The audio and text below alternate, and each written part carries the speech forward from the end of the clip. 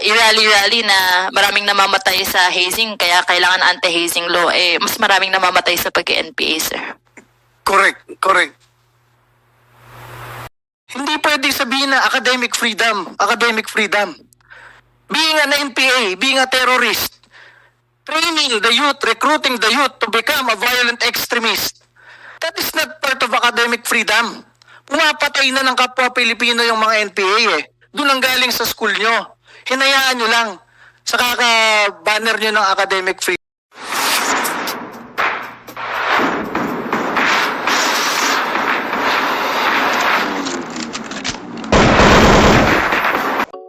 Giancarlo Cardema, the chairperson of NYC. But before you do it, magkuha muna tayo.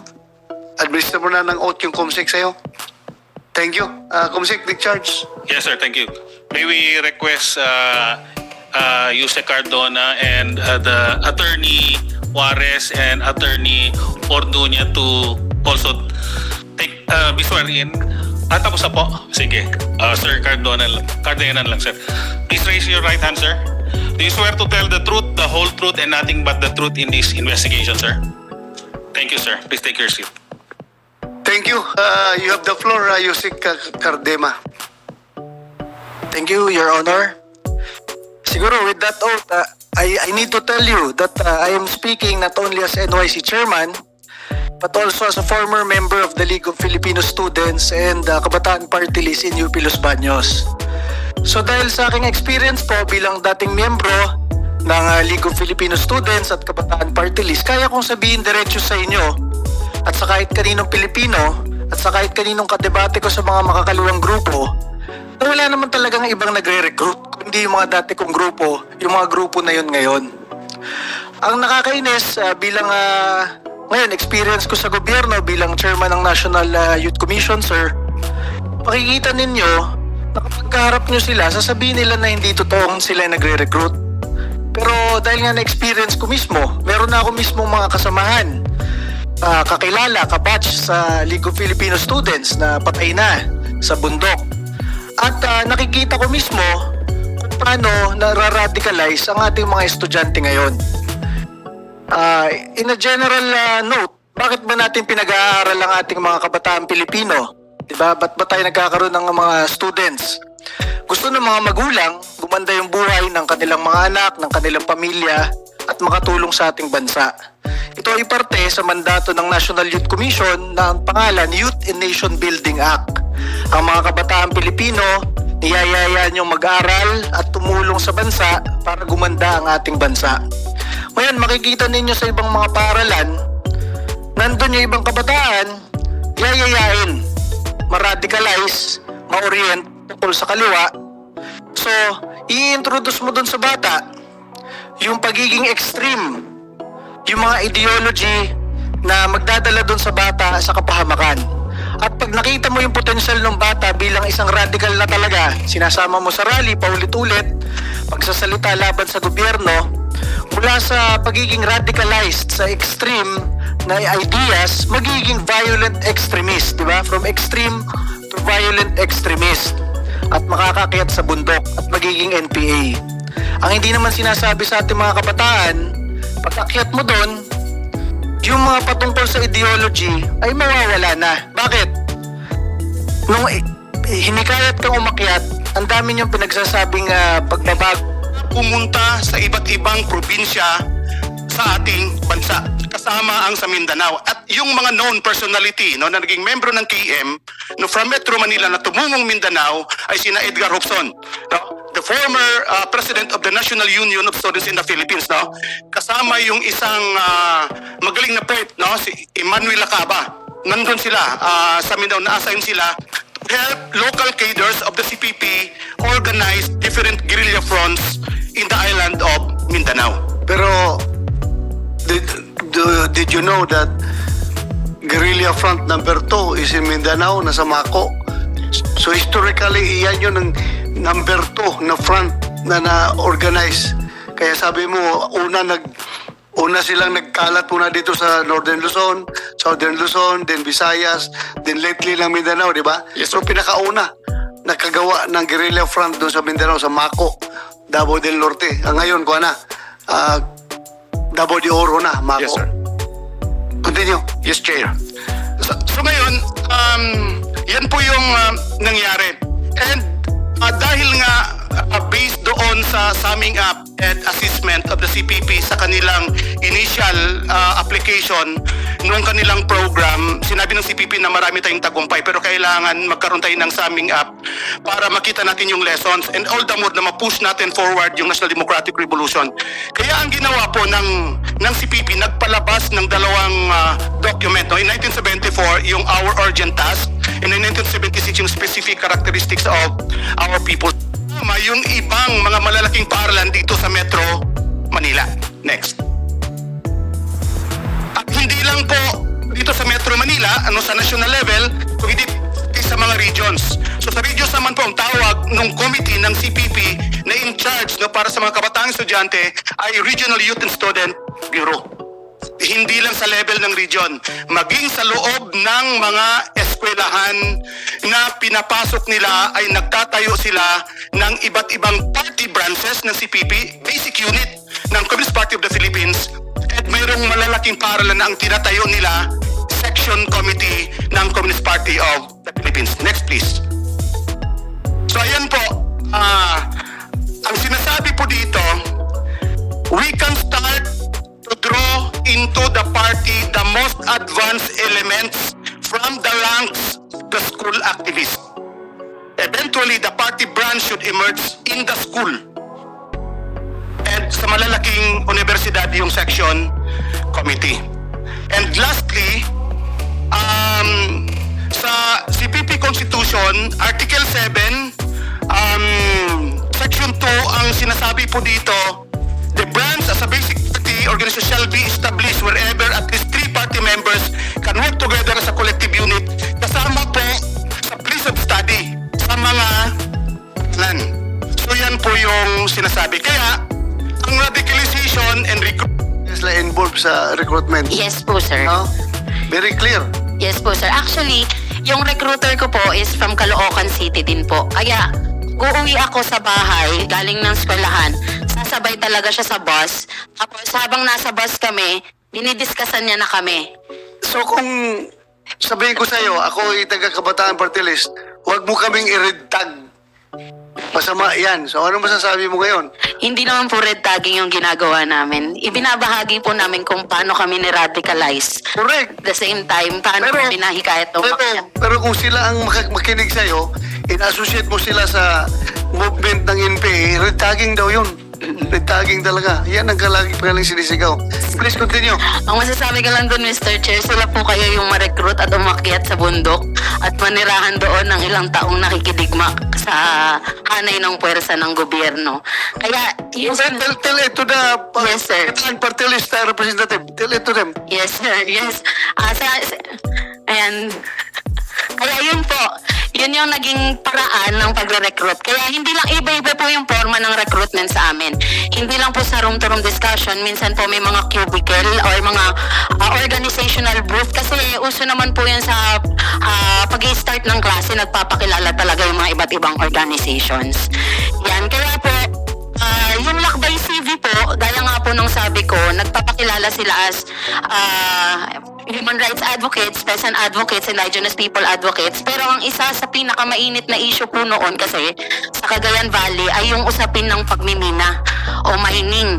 Yung iba't ibang klase ng environmental issues sa bahagi ng Cagayan Valley, particularly yung open pit mining sa Nueva Vizcaya, offshore mining sa Santa Ana, sa coastal areas ng Cagayan, at yung dredging daw po ng Cagayan River. Kaya diyan, pinapadala kami sa, kung makikita niyo po sa presentation, pinapadala po kami sa Cagayan Valley for immersions, mag-launch kami ng mga forums. Yan po ay bahagi lahat ng radicalization na tinatawag. Kasi mula doon sa pagpapropaganda sa amin, bibigyan kami ng propaganda. Then later on, after na ma-explain sa amin yan, kami naman na yung magpapropaganda sa mga katulad naming kabataan. Parang tinitrain kami na maging propagandista ng organisasyon, ikawat yung mga iba pang kabataan na tara, sali kayo sa lakbay. Kasi yung parang yung organization namin, Isa siyang regional youth organization. Ibig sabihin, hindi siya under nung NYSB na pinakita po ni Kanoel kanina. Isa siyang support group. Direct siya na kinukomanda ng KRCV, yung Kumiteng Rehiyon ng Cagayan Valley, CPP, para mag-deploy ng mga kabataan from Manila punta ng Cagayan Valley mismo. Kaya yung deployment namin, hindi kami dinadalang Mindanao, hindi kami dinadala sa ibang regions. Cagayan Valley area po talaga yung pinagpadadalan sa amin. Senator Cynthia Villar, ma'am, you want to ask something? Interseed kasi yung issue ng mining is not bad. 9 million hectares, which is 1/3 of the Philippines, have metal deposit. And gift sa atin yan ng Diyos. Sa ibang bansa, katulad nung may mga oil deposit, inaayos nila yan para makaipon ng bansa from that. And then, pag naubos na yan, merong fund, like Maharlika Fund, na nanggaling dun sa mining, na pag wala na yung metal deposit natin, iyon ang pandi-develop ng bansa natin. 1/3 of our country has metal deposit. That is a gift. Kaya walang masama sa mining. Ang masama sa mining lang, yung illegal miners, yung hindi sila nagpo-follow sa batas. Pero yung mga miner na legal, na sumusunod sa batas, walang masama yun kasi remember, pag hindi mo tinanggal yung metal deposit sa ilalim ng kasi environment ako hindi mo tinanggal yon, hindi mabubuhay ang halaman. So hanggang may metal deposit sa ilalim, it cannot be an agricultural land. Kaya tinatanggal yon, pinagbibili, tapos nire-restore yon para maging agricultural land. Can you imagine 1/3 of the Philippines hindi mabubuhay ang halaman because there are metal deposits under. So walang masama ang mining. Dapat lang gagawin in a legal way, not illegal mining. Yun lang. Kaya huwag kayong maniniwala sa ganon na sisiraan yung mining. It's a gift sa Filipino people. Unti mo 1/3 meron tayong metal deposit. Ang mahal-mahal niya. Ayos. Gagamit natin. So walang masama doon. Nakunin natin, i-restore natin as agricultural land at matamnan ng mga farmer natin dito sa Pilipinas at pagkakitaan. Yung CPP, nagbigay na instruction sa inyo na ikampanya yung Makabayan Block. Yes po, sir. Particularly, anong mapatilis yan? Yung Makabayan Block po nung panahon na yan, kasi year 2013 po yan, sir. Nandiyan ang Kabataan Party List. Saan? Gabriela. Gabriela. ACT Teachers. ACT Teachers. Bayan Muna. Bayan Muna. Anak Pawis. Anak Pawis. Meron pa po nun ang Migrante. Ang Piston. Migrante. Katribo. Ang Kalikasan. Katribo, ang kalikasan. Yes po, sir. Gabriela po, ma'am. Yun po yung kinakampanya namin. Kaya nasa area kami, iba-ibang, ayan, makita nyo, nakasuot. Alam nyo, sige, ito mga partilis ito, deny ng deny. Nawala silang linya sa CPP, NPA. So yun po talaga kasi ang turo sa loob ng kilusan na itong mga front organizations na to, sila ang magigiit na hindi legal kami. So, meaning, ikaw nanggagaling sa loob, naging armado ka, Yes, sumabi ka sa armado, lumaban sa gobyerno. Can you categorically say na itong mga party list na ito na sige deny ay mga sinungaling? Yes, sir. Ulitin mo nga, sinungaling sila? Yes, sir. Oh, thank you. Ayan, no. Ayan, kaya yun nga po yung sinasabi sa amin na kahit anong gawin sa amin, nahuli po kami ng government forces, aanuhin kami, torturein, bubugin, ganyan, pero hindi kami magsasalita na aaminin yung aming ginagawa. Kaya mula po dyan, yan, naging organizer po ako. Mula sa pagiging kampanya daw ng Makabayan Block, yung next na tasking na po na binigay sa akin is pasukin yung school sa Cagayan Valley. Sa Isabela State University, Cagayan State University, Nueva Vizcaya, yung mga iba pang mga private higher education institutions. Yan po, gamit-gamit yung pangalan ng mga front organizations ng CPP, NPA, NDF. Sabi ko nga po, hindi po KPL member, hindi ako CEGP member, pero yun yung ino-organize ko na hindi alam ng mga organization na yun ang gamit namin dahil parang open secret na sa amin at meron ng understanding sa lahat yun na pwede mong gamitin yan kasi CPP member ka naman. Ganyan. Next slide po. Ayan. Kaya mula yan sa Cagayan Valley po. Ayan. Yung mga larangan. Next slide po. Yeah. Ulit nga, anong ginawa sa'yo ng Intip, Iltak at nagbago yung paningin mo sa buhay? Actually, hindi pa po man nangyari sa akin personally. Nung bagong surrender po kasi ako year 2019, ako nag-surrender June. Hindi pa naman ganun talaga nag-prosper ang NTF-LCAC. Hindi pa ganun nag-implement. Pero nang nabasa ko po yung program, kasi bakit, yun nga po yung sabi ko, ba't namin nag-NPA? Dahil merong social injustices.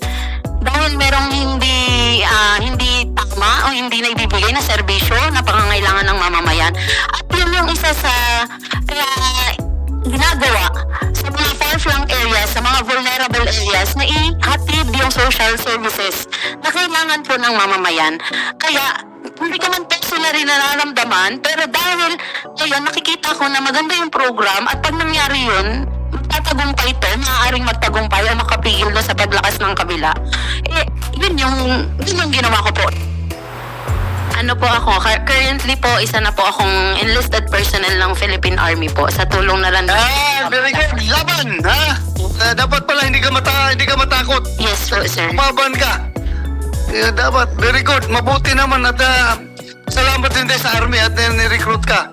Actually, nung una po talaga, ayaw ko pong maging part ng Philippine Army or ng any government forces. Pero dahil dito ko na rin po nakita kung gaano yung dedikasyon ng ating kasundaluan. Actually, sila yung una naming sinasabihan ng mga berdugo, pasista, mamamatay tao, mga mersenaryo.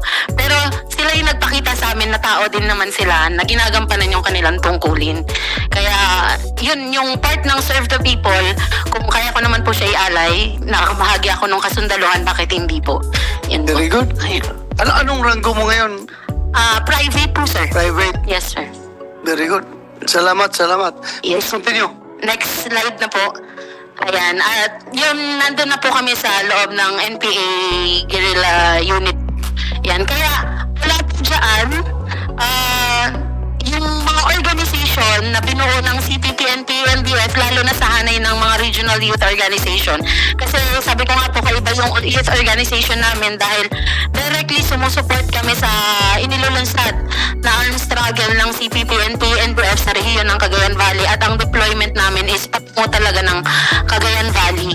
Kaya naging maingat kami noon sa pagkilos at yun nga yung iniiwasan namin na sabihan kami na kami ay CTG affiliated or nagre-recruit kami ng NPA. Pero titingnan nyo po, halos lahat ng kabataan na yan ay dumaan din po doon sa, yung pinakita ko pong mga larawan, dumaan sa prosesong dinaanan ko po na nag-umpisa lahat sa radicalization.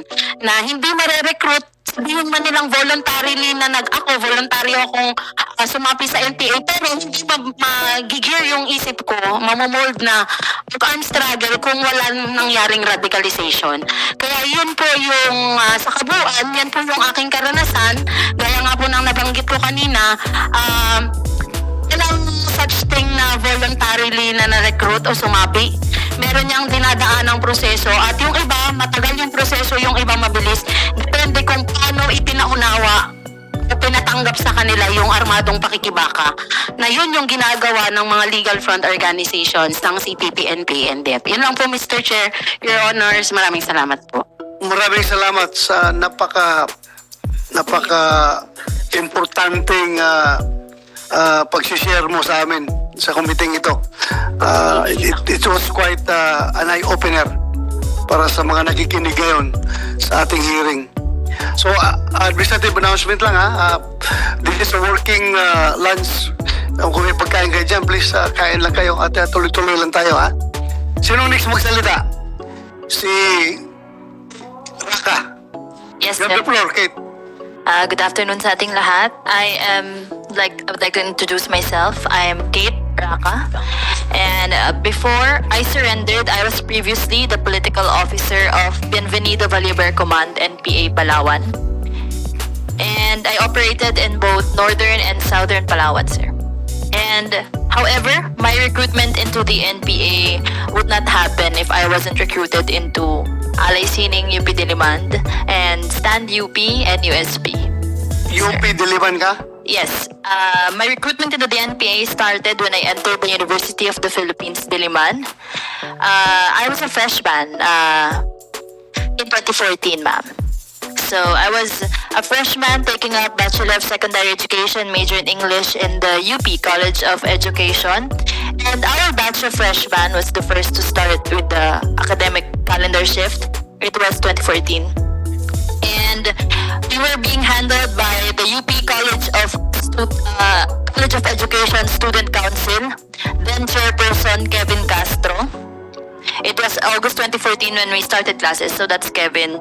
And he was a student at the college and a proud member of Alay Sining Eduk. Alay Sining Eduk was a cultural activist mass organization based at our college. And seeing that I was a student leader, I stood out. He recruited me along with most of my batchmates into Alay Sining Eduk. And eventually, we were told part of the membership process was to take up these educational discussions or EDs called Maikling Kurso sa Lipunan at Rebolusyong Pilipino, MKLRP, Espesyal na Kursong Masa, ESCOM, and then Araling Aktivista or ARAC. And within these EDs or educational discussions, as a sheltered Catholic high school girl, no, medyo mind-blowing siya for me because we were taught first na in order to change, that there are problems in society, blah, blah, blah, there are classes. And in order to change society, Notre Dame of Greater Manila, ma'am. Where is that? In Caloocan, a Catholic school. And imagine being taught that to resolve these problems in society, you have to overthrow the government. So medyo, full-on revolution. As early as 16 years old, freshman, that was what I heard. So for me, I was trying to stay open, and slowly I was being agitated as well. They showed me pictures of farmers in areas na hindi sila pinapayagang magsaka. So, if you had somewhat of a heart, makaawa ka din. So as early as 16, medyo very affected by these educational discussions.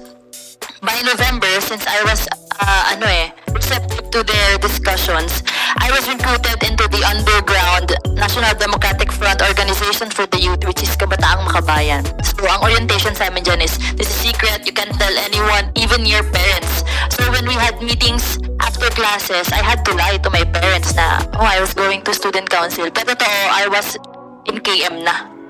And within these activities by KM, we were being told to Ganyan rin yung anak ko noon eh. Nag-aaral. Naglalay. Sabi ko, sige, luin kita. Ayaw sabi sa akin ng totoo. Natakot sa akin yung anak ko. Ayun na, huminto na. Hindi na sumasama sa mga meeting-meeting nila. Ayun. Sige, please continue. And then after that, yung mga discussions na ng KM is about the NPA na. So if you're a member of KM, you have to directly support the NPA in principle and in action. So while member ako ng Alay Sining, I was also a member of KM na. And we were told na within Alay Sining, we have to recruit more Alay Sining and then more KM. So you have to support yung idea na ng NPA. And eventually, further on, in the months to come, we would conduct activities to gather support for NPA units. We would implement this project called Adopt a Front. So KM chapters would adopt guerrilla fronts to provide financial, moral, material support for NPA units. For the Alay Sining Eduk, which had the KM chapter inside, we supported a guerrilla front in Lucio de Guzman Command, Pindoro.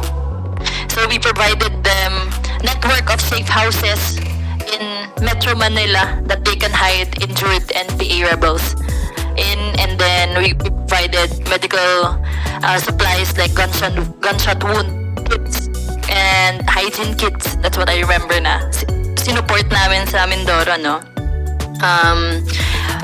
that's all. And later on, I would be recommended and recruited into the Communist Party of the Philippines as a leader. And dun ko makikita in a wider perspective yung program ng Communist Party sa recruitment ng youth into NPA.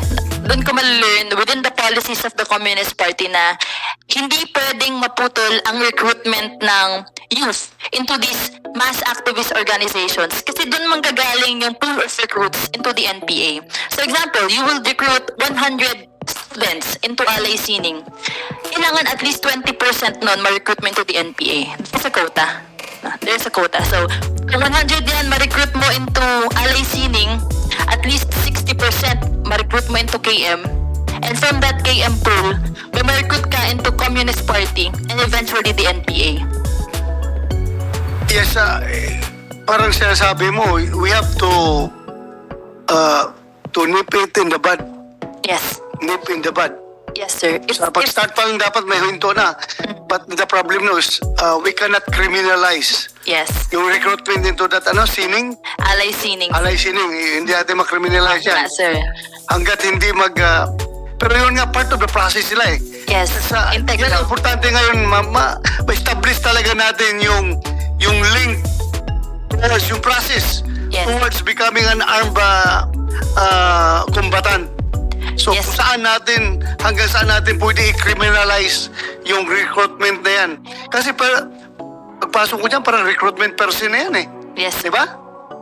Nakakover lang sila under the guise of legal organizations. Yes, sir. Please continue. It would be, so we're talking about 2014, 2015. I joined the NPA 2019. I surrendered in 2021, ma'am. Yes, ma'am.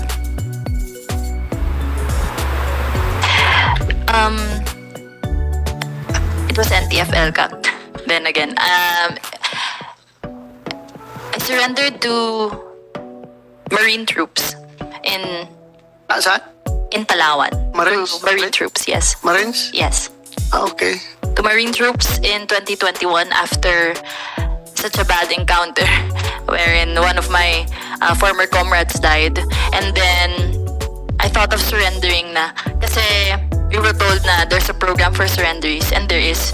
And I'm very happy no, na nakita yung sincerity ng government through NTF-ELCAC no, now.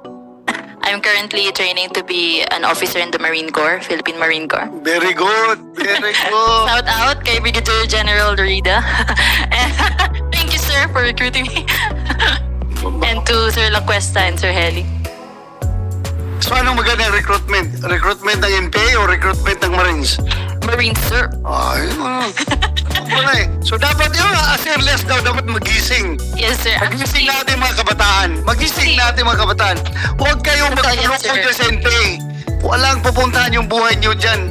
Kung gusto nyo humawak ng armas, pumasok kayo sa Marines, Yes, sir. pumasok kayo sa Army, pumasok kayo sa lahat ng branches of government kung saan nyo gusto. Pumasok kayo sa Philippine National Police. Di ba? Actually, sir, I think if I was recruited earlier, no, kung may recruitment kung pinapayagan lang sana yung AFP mag-recruit within the University of the Philippines, sa tingin ko hindi na ako nag-NPA. Kasi with the heart to serve, no, with the heart to serve talaga, nauunahan lang talaga ng NPA yung mga estudyante na recruitin. With the heart to serve, I think I would be earlier into the Marines. So, continuing, by June 2018, no, I would be organizing for Kabataang Makabayan an exposure trip into NPA camp. So they call this the Tour of Duty Integration Program. No, I would be deployed into NPA Lucio de Guzman Command, entering an NPA camp through Mansalay, Mindoro, and then ayun, marami kaming batch. Actually, yung ibang mga batch doon namatay sila, Joe Lapira. Yan, kasabay ko sila pumasok into NPA camps. 3 batch kami, 1 in Batangas, 1 in Quezon, and our batch was in Mindoro. And then, the program talaga for these integration programs is recruitin sila. So, you would try 6 weeks na mag-integrate into NPA camp. Bibigyan kanila ng issue-1 kanila ng M16. And then, the program was kanang bumalik sa university. Hence, the missing children. Ang program din is mag-full-time NPA fighter ka na. So, yun ang program talaga ng KM. And they were actually a bit mad na bumalik pa ako sa UP. Sabi ko, I can't commit full-time ng NPA kasi gusto ko graduate sa course ko. So sabi ko, by June 2018, mabalik ako para graduate and then I'll join the NPA, which I did. I graduated. Nagka-graduate ka? Yes. Very good. Thanks. Magaling ka na sa bundok, ha? Yes, sir. Galing. Thank you, thank you. So I graduated, sir, in June 2019. And then I joined the NPA by July. I joined NPA Palawan, entered Northern Palawan, and then was deployed into Southern Palawan, where I had an encounter September 3, 2020 with Marine troops. 5 high-ranking officials were neutralized, and then I was next in line. So na-dismantle yung buong guerrilla front. So it's true, no? Successful talaga ang NTF-ELCAC sa pag dismantle ng guerrilla fronts. Successful ang AFP, no? Dismantled one guerrilla front, that's Southern Palawan, and then I was deployed to Northern Palawan. By 2021, we had another encounter, December 10, and then na-dismantle na yung buong Northern Palawan. And then, wala na talaga. Wala nang troops sa Palawan. Kaya recruitment video kanina sabi ko, that's a lie. Wala nang Palawan. Wala nang NPA sa Palawan. We were the last. So, there. Part of their propaganda yun. Ano ba kasulit? Ako nga, nagsisinungaling sila. To deceive the youth. They're deceiving. Yun. Oo. Pakita na naman eh. Ay, tayo na tayong kasama doon. Tayo na! Napakita na lang kung meron pa. Pakita na. Ang mga tao na yan. Ang dami lang mga eh. Niluloko lang talaga ng mga kabataan. Yes. Yung picture na yun sa Palawan, sir, that was taken, I think, 2014. Yun na yung last time na nakaabot ng ganun karami yung Palawan. At our time, nung na-dismantle yung guerrilla front sa North, we were only 7. And I was the only female. No. So, lies na talaga, no? Kung sasali pa talaga ng NPA after watching that, those are lies. No, yung picture na yun sa Palawan, that's not true.